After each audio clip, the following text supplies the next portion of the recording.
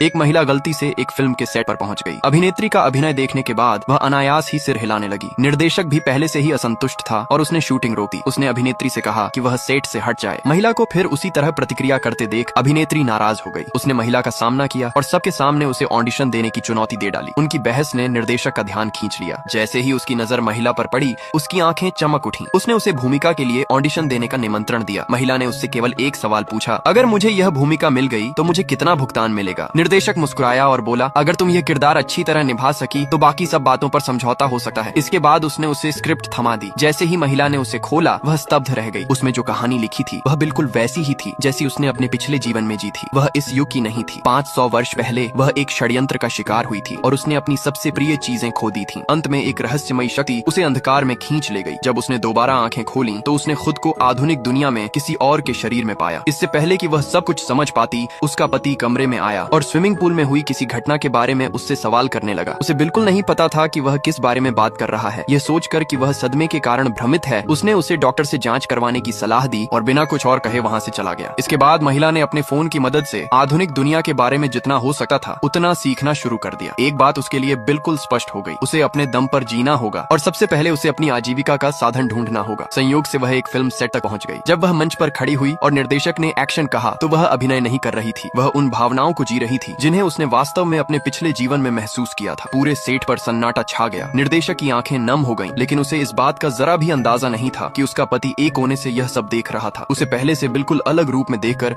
उसके पति के मन में पहली बार उसके प्रति सच्ची जिज्ञासा जाग उठी।